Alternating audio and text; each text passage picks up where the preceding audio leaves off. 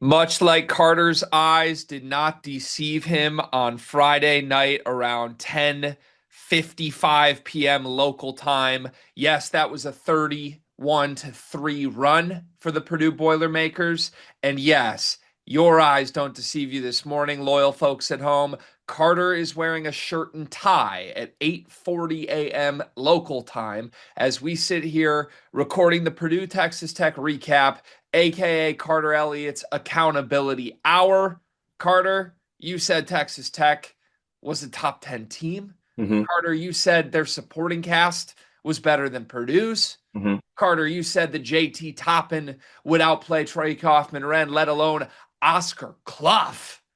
hmm Carter, you have a lot to be held accountable for. Is that why you're wearing a shirt and tie this morning? I think one could easily, cross your T's and dot your I's and get to that point. But for me, I just feel like I just want to come across as somebody with a level of sincerity, and I feel honestly my most sincere when I'm in a quarter zip and a tie and a shirt. So this is me trying to make sure that I put my most sincere and most accountable self forward. This is you being sincere. And the only hmm way to be sincere for Carter Elliott is a shirt and tie. Well, it's a start. It's a start. It's a foundation of sincerity, I would say. Okay. All right. Purdue 86, Texas Tech 56. We made you wait 3 days for this. Thank you for waiting. What a game. Wow, what a game. Just from a broad sense, let's be clear about a couple things.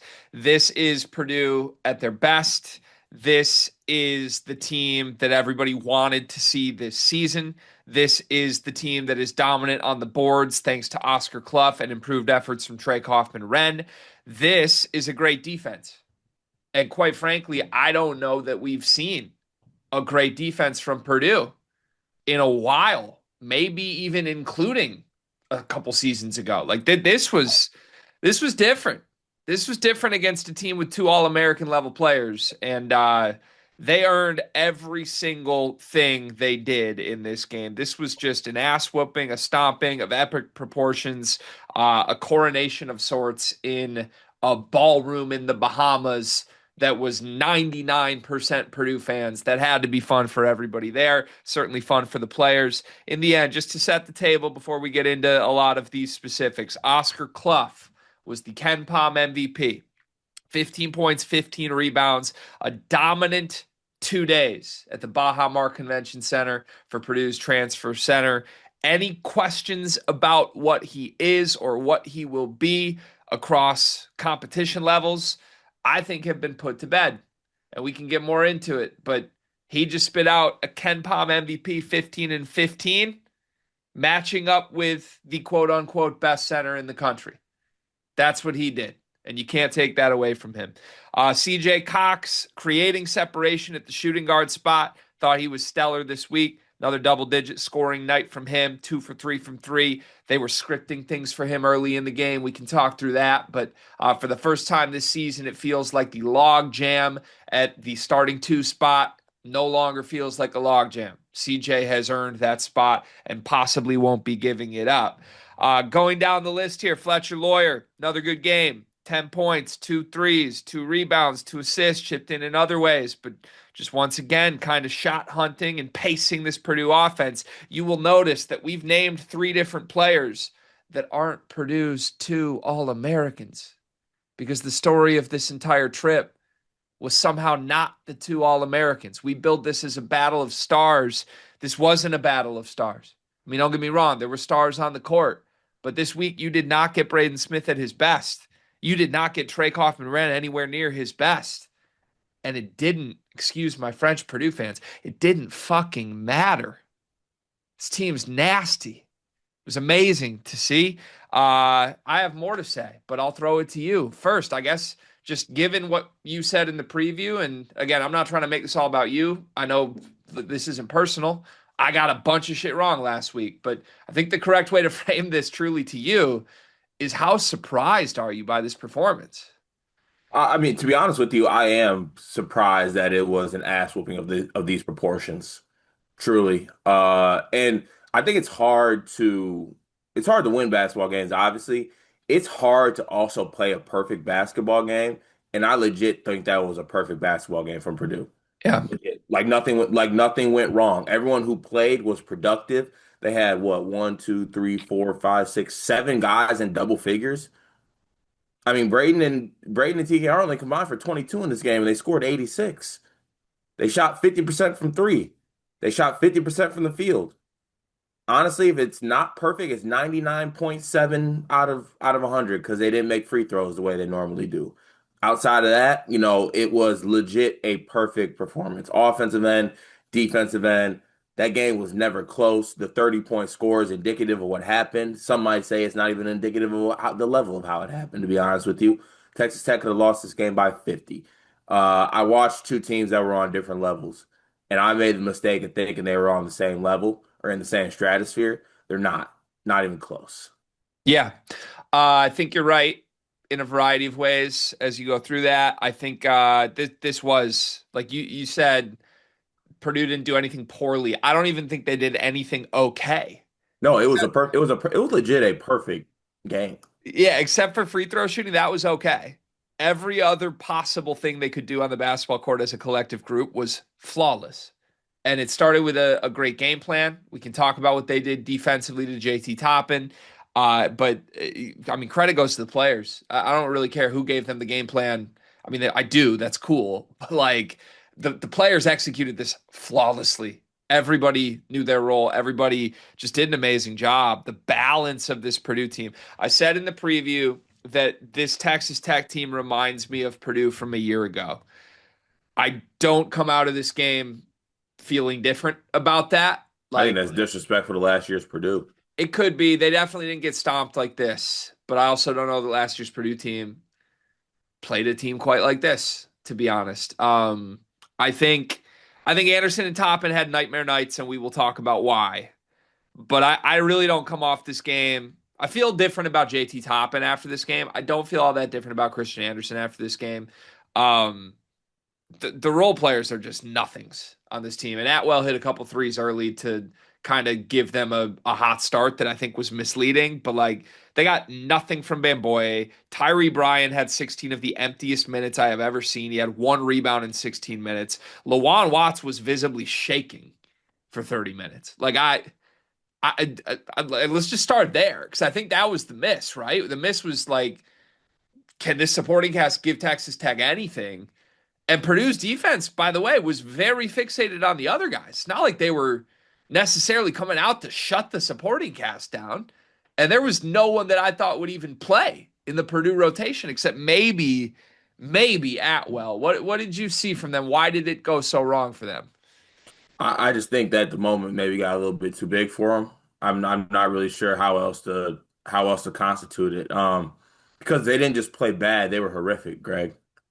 Like legit horrific. They threw it to the other team. They couldn't check anybody. They couldn't hit shots.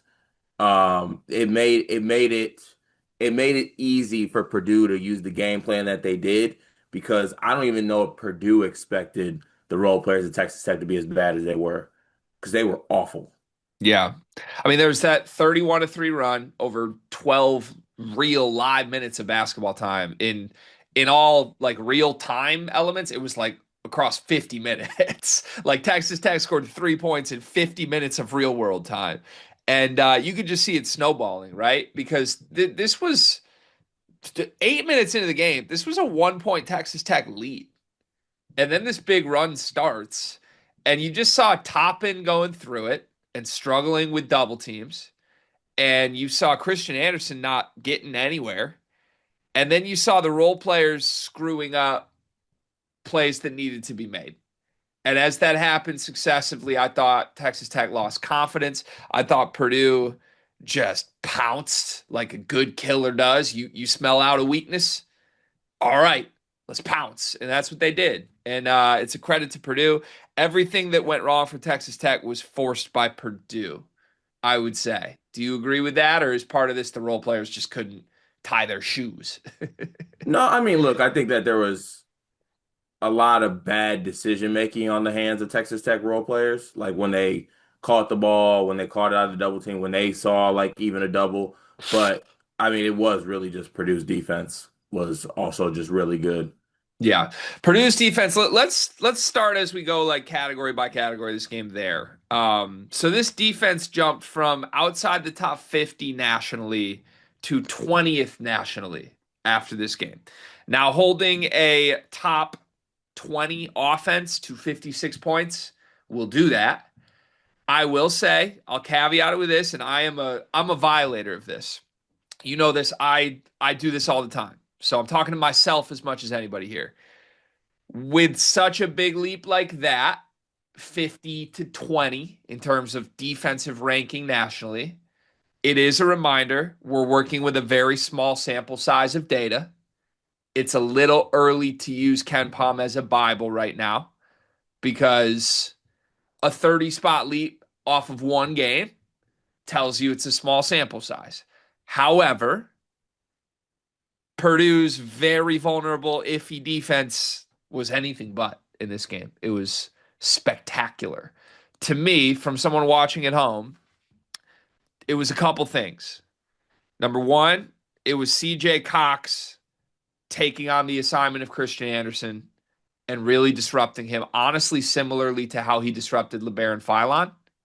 Like Mhm. we now have two data points through 1 month of the season where all American level guards who are getting whatever they want against other people are going up against CJ Cox and not getting much. That's something. And then in tandem with CJ Cox taking that assignment, you had the game plan schematically against Toppin, which appeared to be we're gonna start Cluff on him, throw some extra size at him more than TKR. To start this game, Toppin was guarding Kaufman-Renn. Cluff was guarding Toppin.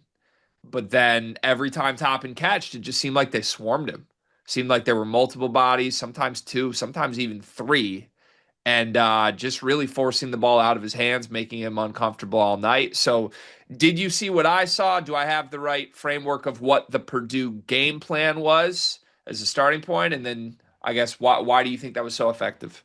Yeah, well, one from off the rip, as far as how like JT Toppin even approached this game, he took three threes before he even attempted to. So one, I didn't even like the start personally, the way that Texas Tech tried to start this basketball game. And JT Toppin personally, he was 1 for 10 on the year coming in from three, and he was nowhere close on any three of his attempts and bailed him out defensively. Now probably what was going through JT Toppin's head though is if he puts the ball on the floor, four guys are going to collapse on him, which happened every time that he had to put the ball on the floor. Anytime he caught it in the post, there was never just one person on him. It was a double, it was multiple digs coming in, and it really forced him to kind of try to dribble through scenarios, and he wasn't really good in doing that. I thought Purdue did a great job of getting their hands in there, forcing turnovers out of him. JT Toppin seemed frustrated with the double teams as well, had some errant passes. But yeah, I just thought that, anytime he put the ball on the floor, it was two bodies at minimum coming at him, and I thought he struggled with it. Did you like going Cluff as the matchup on him to start? That kind of surprised me a little, but also I think it was smart. I think that's part of why they baited him to jumpers early because Cluff was kind of just sagging and being big, kind of dissuaded him from like, oh, I'm going to post this guy because Oscar Cluff is a mountain of a man. And Yeah, I I mean, just if you're thought it gonna was smart. double, if you're gonna double, I really don't think it necessarily matters who the who gets to be on set person. Especially like with Lawan Watts playing a lot of the four, it makes sense. Like him and TK are basically basically the same size ish. Yeah. Lawan Watts is shorter, but yeah, I don't know. It didn't necessarily surprise me because they were doubling anyway. Yeah. Okay. Do we know? I was asking people in the Discord, like, does Purdue have a defensive coordinator or anything? Some teams have like the defensive coach. Mm. I've never heard of one with Purdue. The way PJ is like the offensive coach. The Purdue defensive coordinator probably didn't want to make himself known until now. Now it's his time to come out the shadows and be like, "Yeah, been that. Yeah, I'm that guy. I'm that guy. Been Well, drawing this up." Would love to know who it is. I think we're going to ask Braden on Running Point this week. And for any Purdue fans wondering when we're recording that, we're recording Tuesday night. We'll put it up Tuesday night as soon as it's out, and it'll be up for Wednesday morning and Thanksgiving. Um, yeah, I'd love to know what went into this game plan because it was perfect.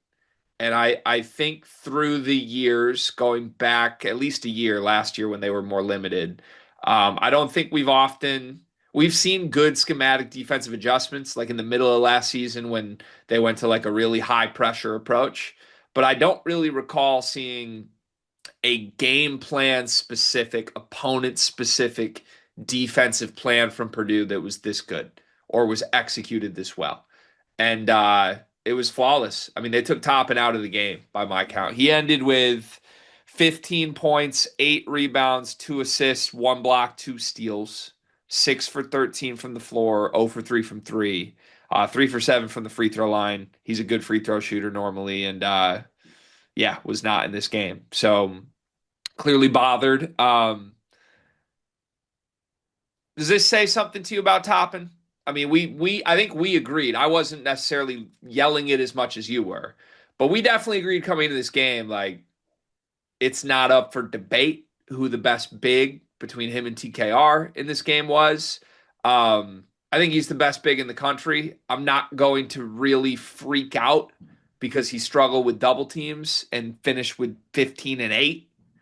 Like a lot of it came in garbage time. I'm not Mhm. trying to box score watch, but I don't know. I think just from an emotional in here standpoint, I come off this game wanting no part of JT Toppin. Like great player, do not get me wrong.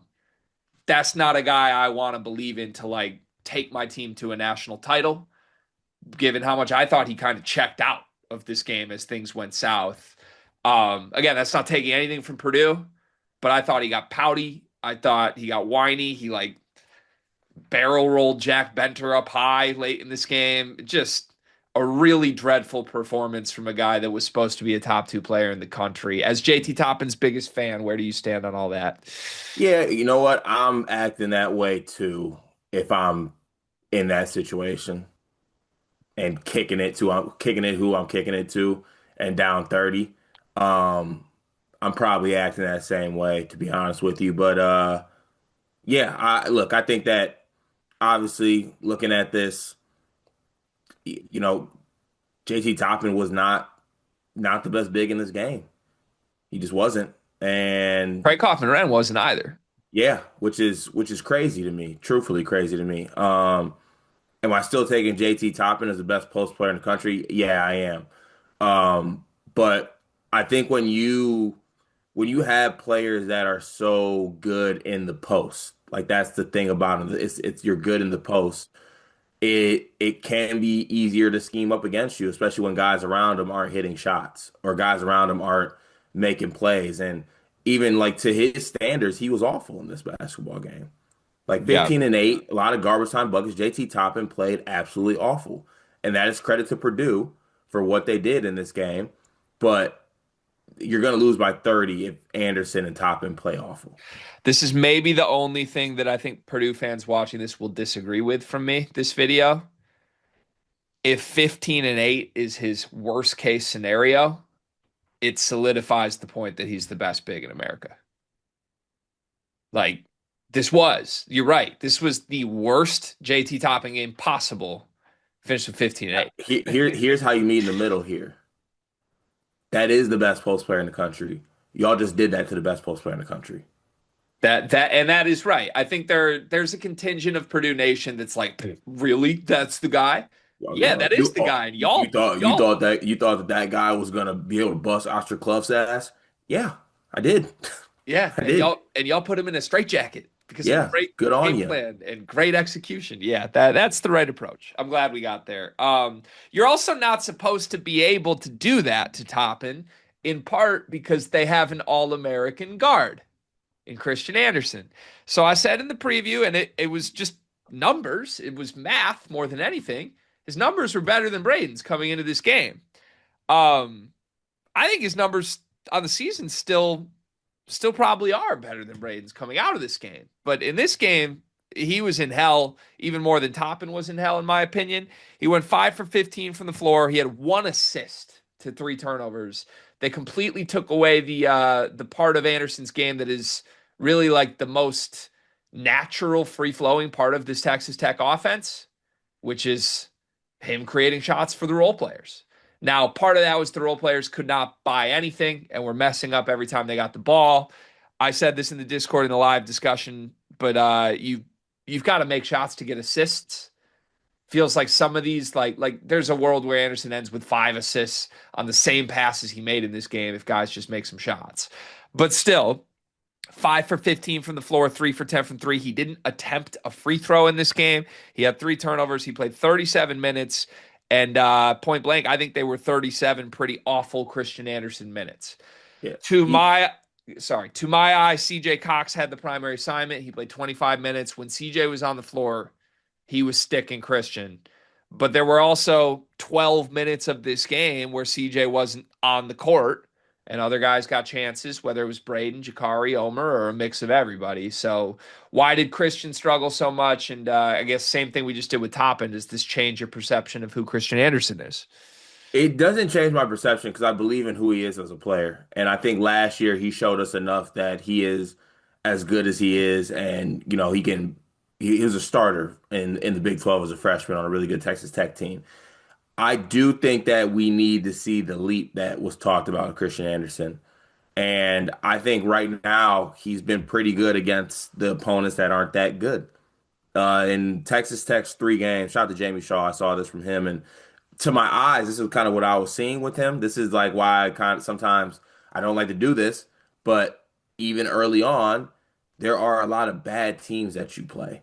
So in 3 games that Texas Tech has played Sam Houston State, Lindenwood, and Milwaukee, he's averaging 23 points, 8 assists, only 1 turnover, 46% from the field, 50% from three. In Christian Anderson's 3 high major games, Illinois, Wake Forest, and Purdue, Christian Anderson is averaging 12 points, 6 assists, 3 turnovers, 35% from the field, 25% from three. So percentages are different. 12 and 6, 12 and 6, 12 and 7, still good stats, high turnover against those games. But I do think the next step for him, the leap that we talk about, is him in this spot stepping up. Whereas you see what's happened to JT Toppin, I think Christian Anderson needed to play better in this basketball game, given what the supporting cast was doing and who he is and the talent level that he is. I thought that he had a big opportunity to step up in this basketball game, had opportunities to stop the bleeding and could not. Yeah. Yeah, I think I don't know if you'll agree with me on this or not. Like some of this was just shots not going in for Christian. Like I said, 1 assist to me is largely that his teammates didn't make anything for the final 30 minutes of the game. I thought he was still creating some decent shots for the team, but he did turn it over. Like 3 turnovers is not great. It was really 3 point dependent, which is part of his game, but he just got nothing at the rim. I mean, he's had games this year with 8 and 11 free throw attempts, and this offense in the middle of that big run could have really used a point guard like getting to the rim and getting fouled. And I would frame it as this: the thing I felt was lacking from Christian more than anything in this game, like a sense of ownership and leadership of this team. And maybe that's unfair to put on a sophomore, especially when JT Toppin is his teammate. But I would say this: if Texas Tech is going to get where I think you and many others hope they go, if JT Toppin's getting triple teamed, all your role players are missing shit, and you're an all American level player in the backcourt, you need to take a sense of ownership of that moment and kind of steady the ship, right? And I felt there wasn't even really an intent from Christian to do that in this game. I think he kind of just let the game play him. Yeah, and to answer your point too, I think there was a clear message from McCaslin in this game that he wanted him to do because look, they were down what they were down. It was over. All right, McCaslin knew that. Texas Tech knew that. I thought the reason they didn't call a timeout during that big run is because he wanted his young sophomore point guard to, in that moment, stop the bleeding, and it failed miserably. Yeah. Yep. So that's what I think I'm most frustrated with because I still think he's a prolific player. Give CJ credit, like I said, defensively. But yeah, the thing that's missing for him right now is just like the this is my team. I got us leadership level stuff that you see from the Purdue backcourt, by the way. Like obviously you've got that with Braden every single possession, and you even see that with TKR. Like the biggest difference to me, if we're doing the star stuff, I mean, there's an argument. Christian Anderson's percents are terrible, so I'm not going to act like, oh, he came out and played a great game. But genuinely, if we're just isolating the stars in this game, you got more production from the Tech stars. You obviously Braden's passing is the big caveat that makes that not true, right? Braden had what 7 assists in this game, but that's not a great Braden passing game even, Yeah, we only played 28 minutes, so right? But like at the end of this, to look up and Christian Anderson, JT Toppin combined for 28 compared to Braden and TKR at 22. yeah, Like again, I'm not trying to say the Texas Tech stars were good. They were terrible. Purdue did not need more from their stars. It was amazing. But I think what I'm trying to say is this: the biggest difference between the stars to me was in here. TKR's approach to this season, you talked about it, and maybe we should spend serious time on this in this recap. The biggest difference from TKR from last year to this year is all mental. He like overnight flipped himself from a guy that we thought could kind of go through the motions on the boards and just out there to get his 20 to like one of the biggest physical competitor dogs there is. He's chirping. Like we don't know where that came from, but there's a sense of urgency to it. Braden Smith is the best leader in the country. Even if his shot's not falling right now, like you see how fired up he's getting and how involved he keeps everybody on his team. Christian Anderson and JT Toppin played this game within their own little worlds. JT Toppin played a pouty game like, damn, they're doubling shit. I'm pissed off now. I'm going to run through a role player. Christian Anderson played this game like, shit, my shot's not going in. Damn, we're down 30. Like there are levels to being competitors. And that was and it's about role players. The basketball product in this game to me was still about the role players. But the intangibles, the leadership, the stuff that really powers championship teams was there from Purdue's guys in this game. It was never there from Texas Tech's. yeah. Also, like Purdue was just so good on offense. Truthfully, like Texas Tech couldn't hit shit. Even when Purdue did play good defense, Texas Tech could not hit a damn thing Yeah. at all. And I'm not saying that's the thing. This was so dominant. This doesn't flip the game, but Texas Tech is a team that is a good 3-point shooting team, and they came out and spit out 23% from three. Yeah. I think there were a lot of like reactions. Like I was again in the live discussion. This is a plug. Join the Discord. We have good conversations in the middle of these games. But somebody in the Purdue channel was like, "Does Texas Tech always shoot this many threes?" Yes, they do. Yes, they do. They are both a really high volume 3-point shooting team and also a really good 3-point shooting team. So the surprise here in this game was not how many threes they shot. It was that none of them went in. They shot 23% as a team. That's just extremely low. On the year, they're shooting 35% from three, and that's after this game. I think they were at like 38 or 39% coming into the game. So, look, I will say this. When teams miss shots, your defense looks amazing. I'm not taking anything away from the Purdue defense because they forced a lot of these missed shots. And most importantly, they took Toppin completely out of the game. Like you do that, I don't even care. If Texas Tech had shot 50% from three, we would still be like, wow, they took Toppin out of the game. That was great. Um, what I would say is this, Cart. Alabama is like its own case study, but we've got 2 games of Purdue's defense against 2 elite opponents. Alabama and Texas Tech. Both teams shoot a bunch of threes. That's the whole game plan for the most part. And Purdue's defense in both those games, it seemed like schematically the goal was to get them to shoot threes. Like, I don't know if it's just now we've got rim protection or what, but like, Bama's not, Bama's doesn't have a post threat. Bama is all like guards trying to get downhill. And it was still very clear in that game, Purdue wanted to take away the rim and live with you shooting threes. Mhm. It worked because Bama didn't shoot the lights out in that game. And it worked in this game because Texas Tech made nothing. It's a good game plan. Someday someone might make those shots. You get what I'm saying? Like, Yeah, look, that's any game plan. You just adjust once that happens. okay. That's what makes it. You just make an adjustment. But No adjustments need to be made if it's going to work like this. Of course. I'm almost like, I'm wondering if that's the MO this year. Like Purdue wants to give up a bunch of threes, it seems like, and just limit shots at the rim. And they'll live with if you bomb us from outside, kudos. Yeah, I just think their MO's told you so. What does that mean? They just want to be like told you. I don't get what the just I'm not talking the fans. I'm talking schematically what's this defense doing? Oh yeah, well I think that obviously if CJ is going to be the level of defender he is as like a point of attack, put him on the best guard guy. That's always a really good start for what they're trying to do. And then they're a smart basketball team. I think they're going to play the numbers, play analytically too, as far as like what's a better shot? What do we want? Do we want them taking this shot? We want them taking that shot? And um, I think you saw that in the Illinois game. Illinois did the more so like let JT Toppin get off, shut everybody else down. This one, I think you see another way that you can beat Texas Tech, which is I say beat Texas Tech. I don't know if that's hard anymore, to be honest with you. Yeah. There's some conversations I think need to be had about that Texas Tech team.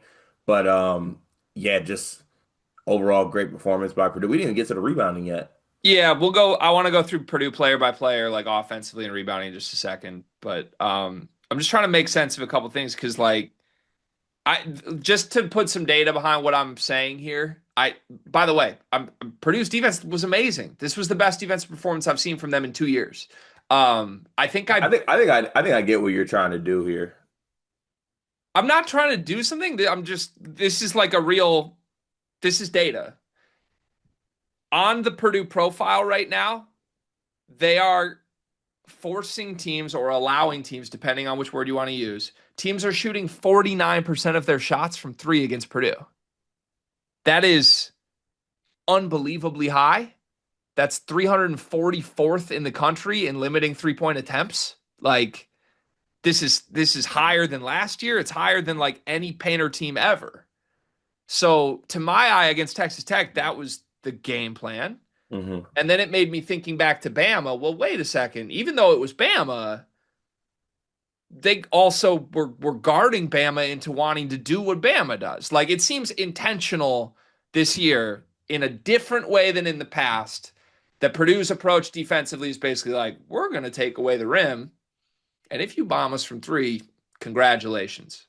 It has worked against the best 3-point bombing team in America.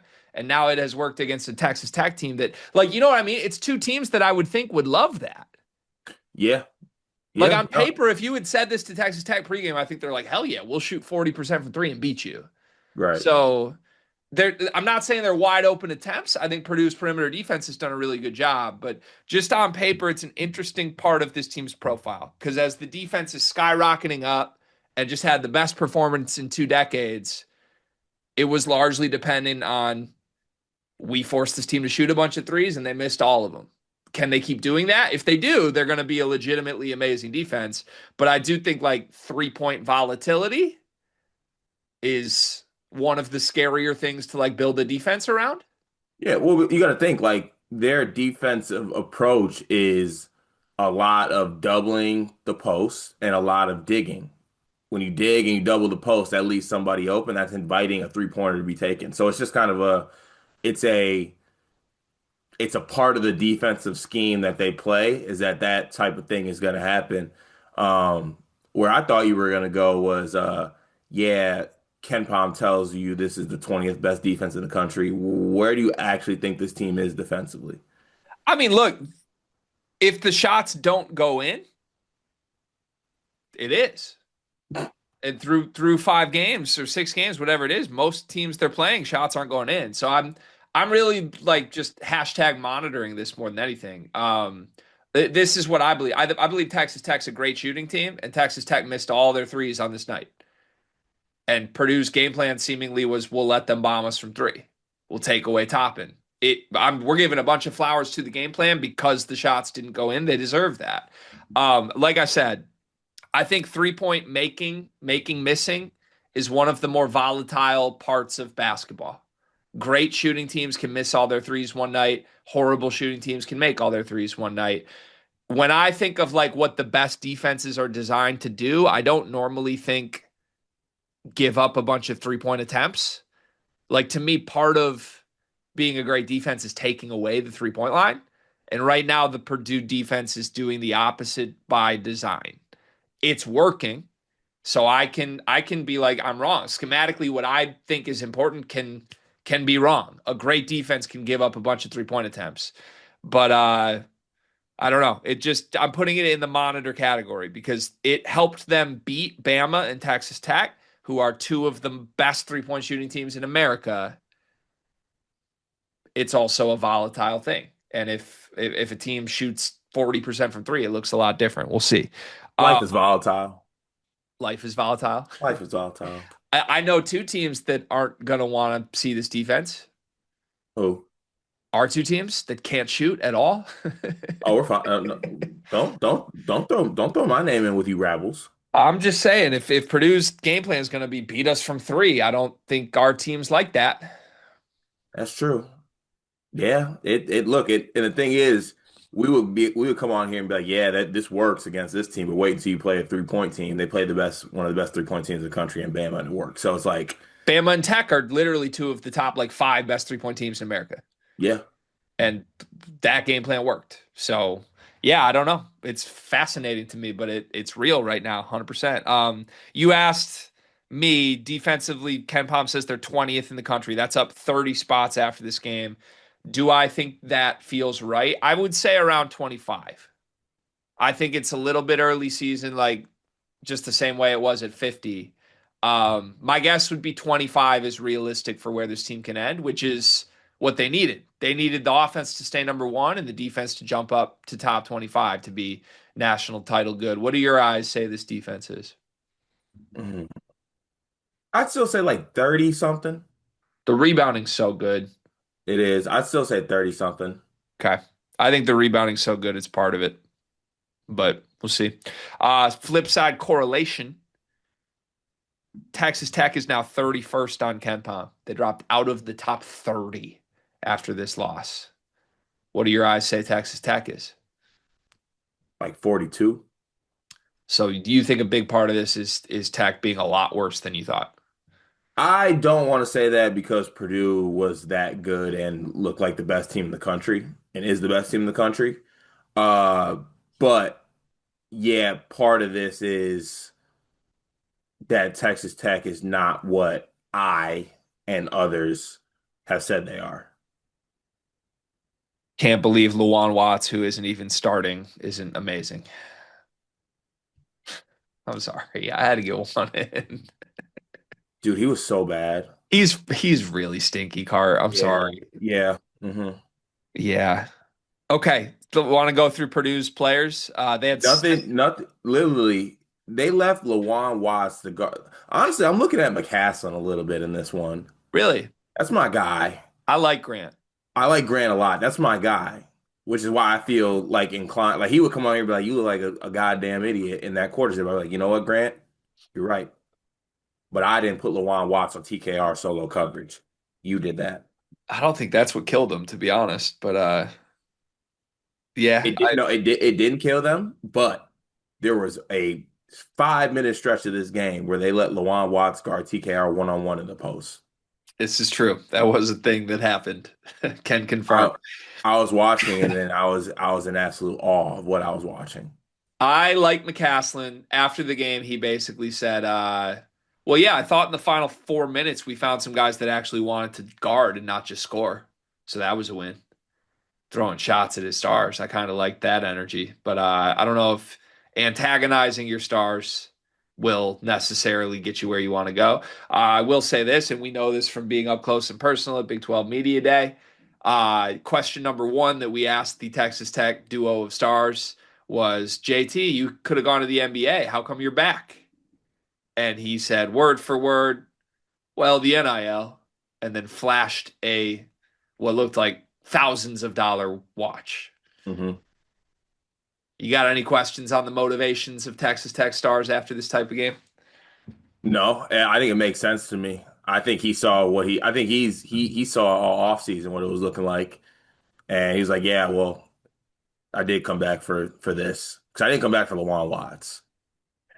I think Texas Tech is probably one of the teams you could put in the pool of like NIL mistakes case studies. Like they've got a basically a billionaire superstar and not much else. And it's going to be a pouty year, I think, from JT Toppin, is all I'm saying, who was very blunt at Big 12 Media Day. I'm back for the money. Like, that, not exactly a great locker room, I don't think, there. Just from the outside looking in.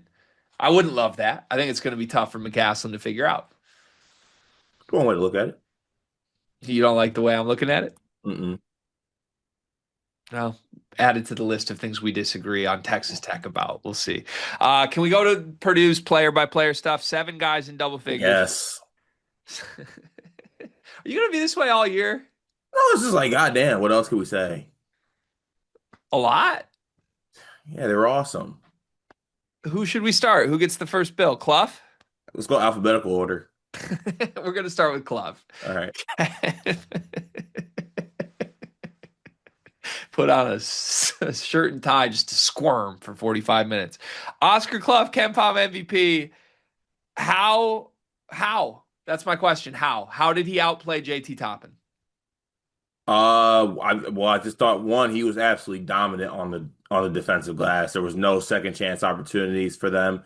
And then look, Cluff is a massive human being. He's a massive human being that when he sets a screen, it eliminates whoever's guarding the screen. And then when it comes down to it, Oscar Cluff can catch ball and dunk ball. Truthfully, like and might be wrong in this. Thank you. I might be wrong in what's like occurring in this game. You can tell me if I am wrong on this, but I think Oscar Cluff had like two moves where like he like actually like told Toppin to like check up. The rest of them were just catches and finishes because he that's what he does extremely well. He has really good hands. He finishes really strong and well, and it's hard to get around an Oscar Cluff screen. And then there's a tension on everybody else, and he's kind of in this spot where he's able to carve some space down low, and he's able to finish. Yeah, this was arguably his best game of the year, probably undeniably his best game of the year. 15 and 15 in 21 minutes. Thought he was incredible on the glass. I mean, he Incredible. damn near had. I know this isn't how basketball works, but can I per 40 for a second? He damn near had like 30 and 30 if he just played the whole game at this pace. Like, that's ridiculous production. Like, truly ridiculous production. Even in our wildest dreams of what Oscar Cluff would be on this team, I don't think we expected like 15 points in 21 minutes. But to your point, the job is so easy for him. It's just like catch and finish off of the best playmaking guard in America and screen and roll and be huge and use your hands. And when you do get your offensive boards, put them back, which we know he can do. So, Oh, yeah, it's not it's not an easy job, but it's a simple. I don't even want to use simple or easy because that takes away from what Oscar Cluff is able to do. But it's like you brought him in to do this yeah. rebound basketball. You are going to get passes from the greatest point guard in college basketball history. When you get those opportunities, finish those opportunities, and that's what Yep. he's doing. Yeah, and I think if this is the Cluff they get the rest of the year consistently, which I don't know why it wouldn't be. Since the Rocky exhibition games and maybe even the Evansville game to start the year when he still had 9 and 10, he's been as consistent can be, I think. He's got 2 Ken Palm MVPs in 6 games this year. He's amazing. Like, he looks truly like he might be in the mix for an all Big Ten team right now. And I know like it's viewed very much as like a big 3 for Purdue. If this is the Cluff you're getting, it's a big 4 this year. He's not just like a fill in at the 5. He's an impact player. And this is every night right now. So I think you got to give him massive flowers. I want to just say framework wise, a couple things on this. Um, we were killing Cluff early in the year. I'm talking like exhibition week. And maybe this is a reminder to never even. I'm not even going to watch Purdue exhibitions next year. That's a misguided thing every That's year. such a We lie. well, okay, I'll watch them. Maybe we shouldn't make a video on them. Also a lie. Okay, okay. Like, You're come right. on now, let's not. You're right. The point is this. And I think you and I are really good at this, but sometimes this can be hard for people to wrap their minds around in the reaction world. Things can change very quickly. Like just because we come on here and dog what we see from Oscar Cluff in a game or in an exhibition game doesn't mean it wasn't deserved in the moment. Like Cluff has elevated himself. Cluff was not doing this in the first couple performances of the year. And if Hmm. there is one big winner to me from this Baja Mar trip, it's Cluff. Like we came out of this trip knowing it's not even a competition between him and Daniel Jacobson. And Jacobson's good, by the way. He looks the part to me. But Cluff is just he's emerged and give him credit for it. But I think I just want to make that distinction of like it's okay for things to change week to week. Doesn't mean like we're out on a guy if he's playing poorly and we say he's playing poorly. He's gone from like, damn, is this gonna work with him and TKR to like, oh my God, this was the perfect fit. And then broadly, go back and give more credit to Painter for this. I know we gave him a bunch of credit in the offseason. Like we gave him a bunch of credit in the offseason.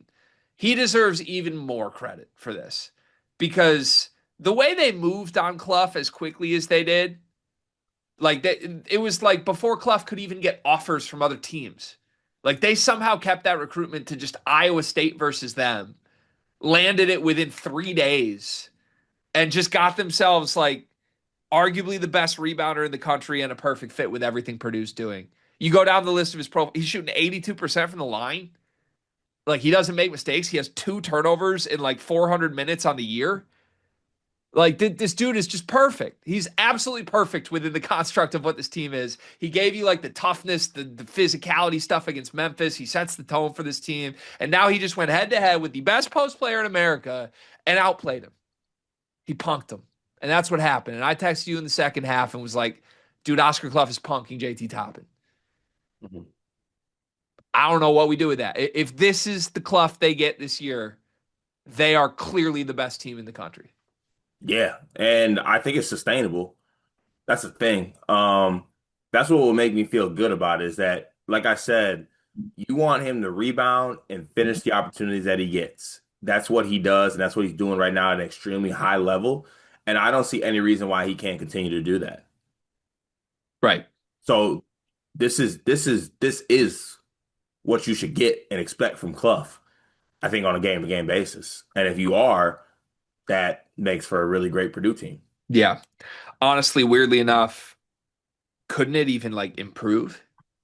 Like we could fast forward to March and he's even more comfortable and maybe it gets even better than this. I don't I know. can't believe JT Toppin is making me go through this It's crazy. And after what after all we've been through. it's a Clough testament. I would just like to give people a quick update. Will Berg had 5 and 8 in 21 minutes against Milwaukee. He went 0 for 5 from the floor in his most recent game. So uh, a year ago, that was who Painter had as his starting center at this time. Now he has an Australian mammoth. It's crazy. Could have been back-to-back years of Mammoths If what? What do you mean? if we cut the Will Burgak a year early, like it should have been cut. Yeah, well that this is why we were so upset about it last year. And people didn't like that in November, but we didn't want to take a gap year. But hey, we got here now, so it's okay. Yeah. I always want to take a gap year. It's okay. Down the list here. I mean, it seems like everybody else had like 10 points in this game. Do you want to who's next? Like if we were going 3 stars from do you keep taking pictures of this? Mm-mm. Why do you keep going like this? It's just a natural reaction when you got a quarter zip on. To go like this? Yeah, I thought I was getting a call. Okay, who's next? CJ Cox? Yeah. Early in the game, it looked like PJ scripted like 3 straight things for him. He was coming off What did he have? 18 the game before this? He had Hmm 18 against Memphis. So it looked like a pretty deliberate attempt to like keep the hot hand going. And it worked. I mean, he hit what the first two shots of this game were both CJ Cox like designed plays for buckets. Do you like the way they're approaching things with CJ right now? And I my interpretation of this is CJ has just like basically devoured the entire shooting guard spot. Yeah. Yeah, he had an opportunity in front of him and he made a statement that, you know, I think Omer Myers had moments, but this is CJ Cox's spot to lose. And look, I'm not expecting him to do what he did in this game on a game-to-game basis, but we're far removed from the first couple games where CJ Cox is giving you like 0, 0, 0, 0, 0, 2, and 1 in 18 minutes. This is a guy that has scoring ability, and to PJ Thompson's credit, the offensive mastermind that he probably to himself thought this is like, all right, you know what? Like, I love that I got Braden, I got TKR. Obviously, those are great. Fletch, I need to run things for those guys. Also, need to get CJ involved as well because CJ can do some things as well. And I feel like people also just forget about CJ as far as defensive like assignment and attention. And it gives him an opportunity that there is so much like, oh, I'm worried about Fletch coming off this screen. I'm worried about TKR catching the post. I can catch CJ coming off a screen and get a lot of space, or CJ can catch the ball off a driving kick and knock it down. I think he's taken a stranglehold on that 2 guard spot as far as what occurred in Bahamar. Yeah, he's just better than Jakari pretty clearly, and maybe that can change and fluctuate. But just to like talk the situation quickly, Jakari 17 minutes in this game, 2 points on 4 shots. Even his mate, he like hesitated on. Did you see that? Yeah, he's thinking way too much out there. He looks like a mental shell of himself right now, and that's a hard spot to be, especially as CJ combines for 28 points in 2 games. I mean, if you're Hmm just doing the math on this, CJ had 28 points in these 2 games. Jakari had two. It was Like look, basketball is basketball. CJ's just better than Jakari. he was last year, and it appears right now he is this year. Yeah.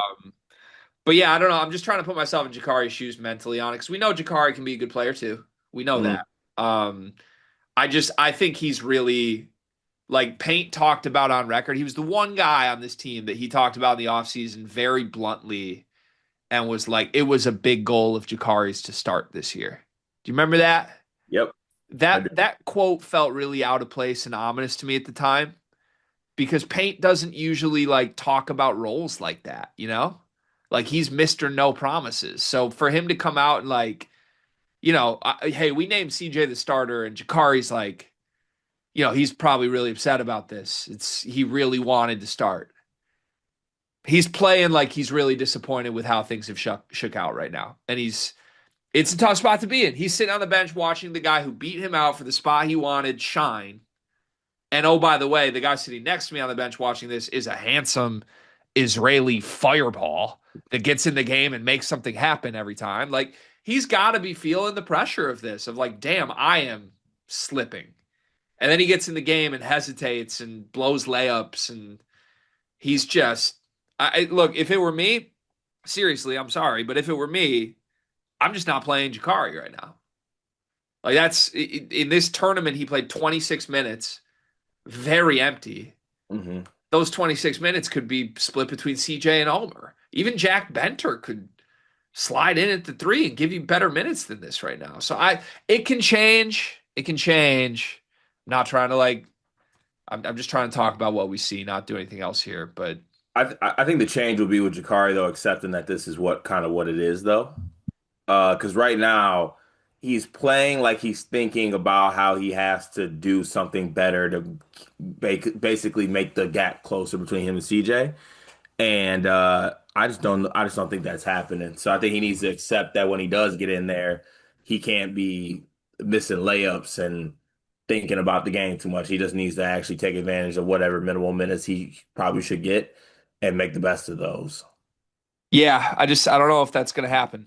I mean, I'm not saying it can't, it can change, but just eye test wise right now, I don't know what you can single out that he does better than CJ. Like Omer's a different archetype, but like it's not like CJ is playing too many minutes, right? Like if you wanted to give CJ 10 extra minutes a game at Jakari's expense, you very easily could. And until someone gives me something Jakari does better than CJ, I'm kind of wondering why you wouldn't just do that. Yeah, I think that at that spot we talked about like whoever is producing the most at the time and whoever takes advantage of the opportunity is going to be the guy that takes a stranglehold on the spot. That's been CJ. And look, if I'm Paint, there's no reason for me to like. You don't have to force Jakari Harris minutes. If he's not playing well, don't play him. Everybody played a few extra because this was such a blowout. Like Braden only played 28. So like I think Jakari got to 17 because he was playing a lot of garbage time minutes. But to me, the real sign of things to come with this rotation was the Memphis game when they Mhm. were in a competitive game. And Jakari played 9 minutes, Cart. CJ played 30. Braden played 37. Omer played 12. Like to me, barring Jakari really showing something soon, by conference play, you're just giving those 9 minutes to Omer, right? And CJ plays 30, Omer plays 20. Boom, there's your guard spot.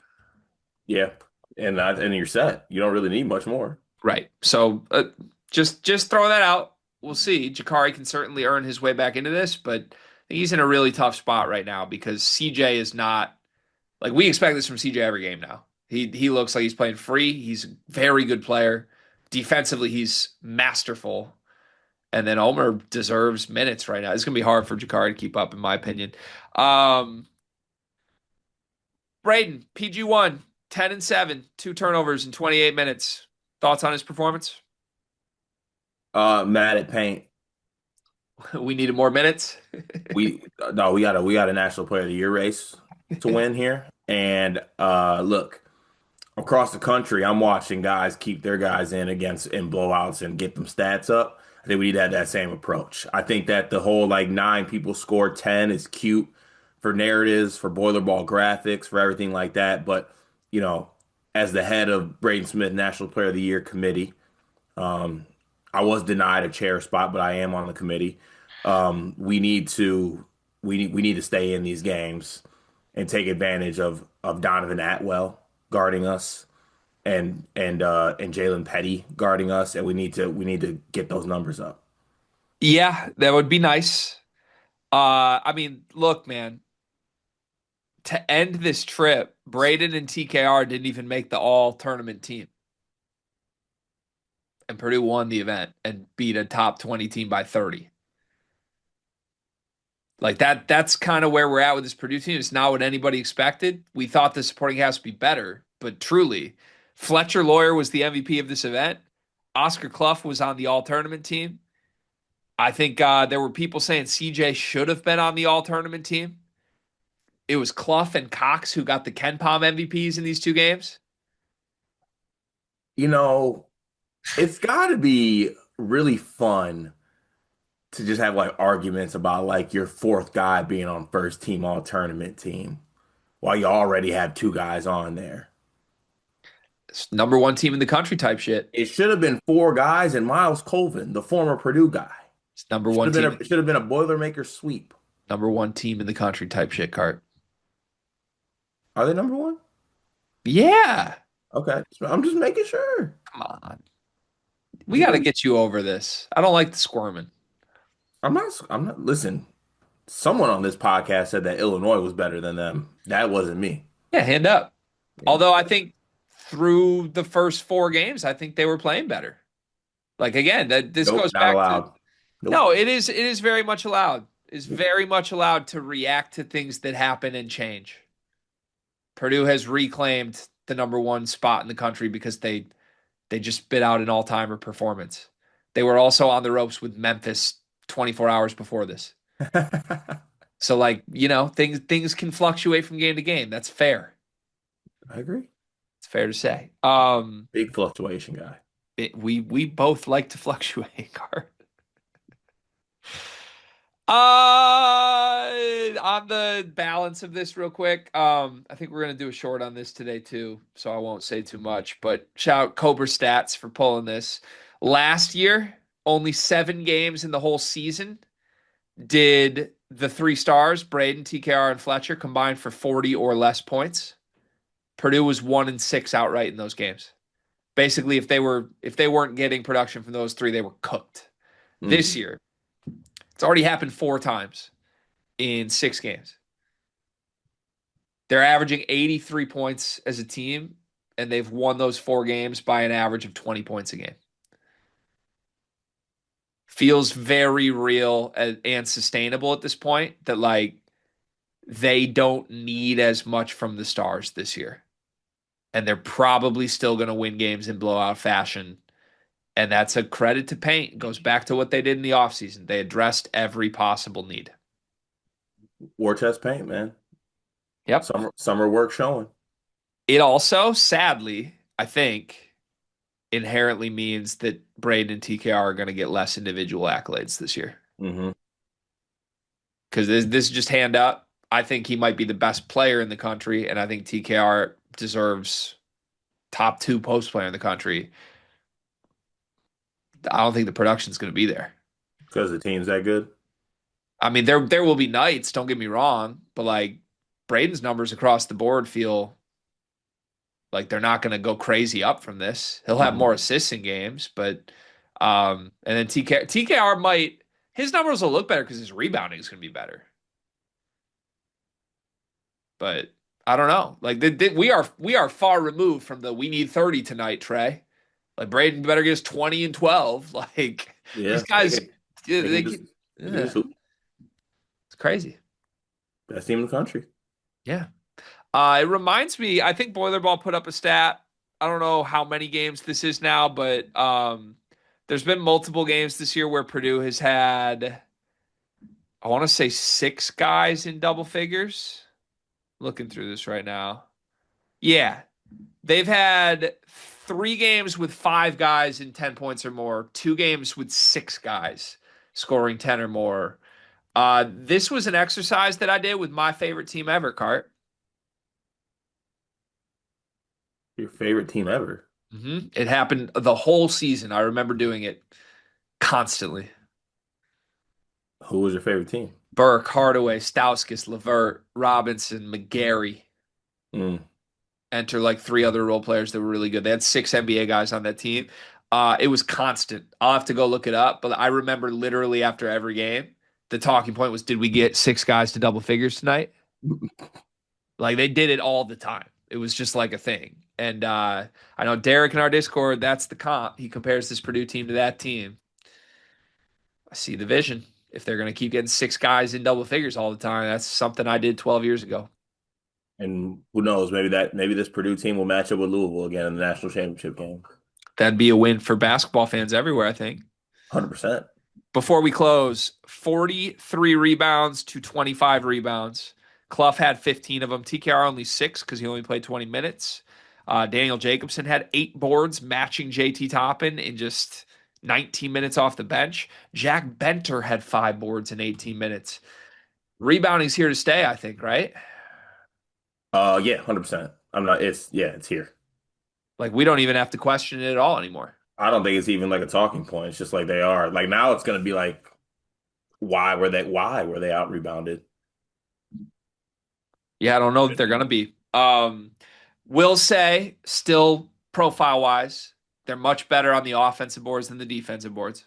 Now this game that didn't happen, but like on the season, 15th best offensive rebounding team in the sport, 175th best defensive rebounding team in the sport.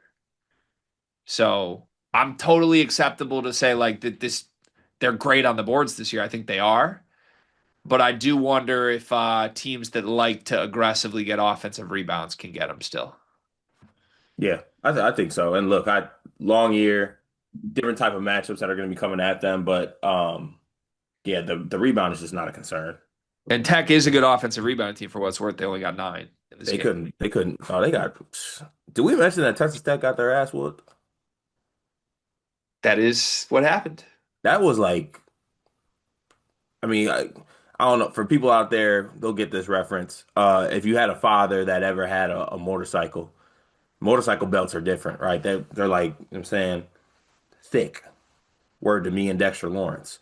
Um, it was the thickest belt you could think of with a massive ass buckle on it, and they put that shit straight to Texas Tech's behind. Mm. Nasty work, truthfully. Bahamar will remember. And you'll remember. Even if I don't want to remember, I will be forced to remember. What do you think Is they the did? Alamo in Lubbock? No, it is not. The Alamo is not in Lubbock, Texas. Okay. I was gonna say like there's Remember the Alamo, then there's Remember Baja Mar, 30-point loss. Remember Darion Williams is what they should be remembering. Times have changed. Damn. Yeah. Unfortunately, Lawan Watts can't live up to those. I get it. I get it. I want to go back to Lawan Watts' commitment video, man. I really do. How do you think Purdue celebrated this win? I assume they got at least one night in the Bahamas before the flight back after this. Casino. Yeah. Yeah. While TKR walked back. TKR was just walking on the beach. No, like he walked back to Purdue. He walked across the ocean. He walked, he canoed, and then he made his way. Got my head start. Yeah. I'm a Yeah. swim, guys. I'll be good. So I'll see you there. Where do you think various Purdue players went in the casino? I mean, I'm assuming this was like a little makeshift casino, but let's say it wasn't. Let's say it was like the biggest Vegas casino you can find. Where would the various Purdue players split their attention? So they didn't split attention. That's where you're wrong. This is a different Purdue team. They were all at the same table, and it was all roulette. All roulette. Whoa. Fletch was special. He couldn't pick a number wrong. Omer didn't even pick a number. He just got on the end of the table and side profiled his way to some winnings. He didn't even bet. Somehow he had chips in front of him. But yeah, everyone sat at the roulette table. See, in my head, I feel like Fletch would be a craps guy, much like you are a craps guy.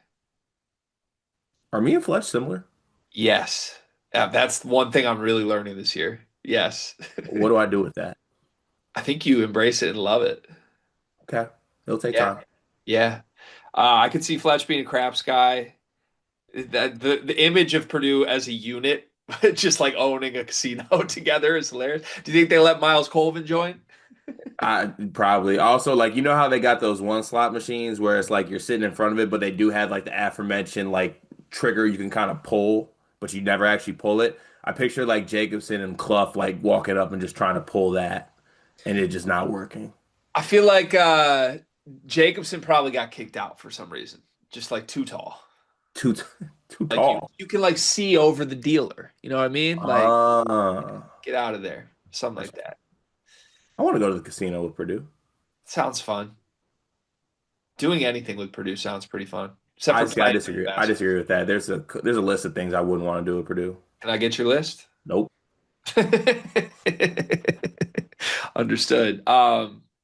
Yeah, in my head, they won this game. They were all like, yo, go get dressed, meet in the lobby in 30. And then everybody gets to have 30 themselves, maybe FaceTime the girlfriends, whatever. Like, we're happy, get the fit on, meet in the lobby. In my head, when we got to the lobby, PG1 was like, fellas, it's on me tonight. That's my approach. Like the $1 million man that returned, that turned He down the gave offer. everybody an envelope full of money and said, go have fun." Slam checks cashed before this trip. And I think everybody got a little stipend from that. That's just my assumption. Maybe we'll have to ask him. We'll see. Yeah, yeah. And if so, I bet Fletcher was the only person that won. True. He won, and then you think he would maybe give some back to Braden. No, he won and kept it all. He won, and then he let the dealer hear about it too. Like, what's your name? What? Ain't you supposed to be a blackjack dealer? One of those. Look, can I see your name tag? It's crazy. You hired this dude? Looking at the convention center or the casino dealer, the GM. Somebody, this your dealer? Last but certainly not least, this makes Braden Smith and Fletcher Lawyer, and I guess TKR when he wasn't redshirting, a combined 4-0 in non-conference MTE events, multi-team events. How impressive is that to you looking back on it? It's extremely impressive. Wait, is this? Did they that year with with Edie and Lance, they won every game in Maui. Yeah, Yeah, they won Maui. yeah, they won Maui that year. Yeah, that's true. That's super impressive. And then last year in Feast Week, they went 2-0 against NC State and Ole Miss in whatever that event was.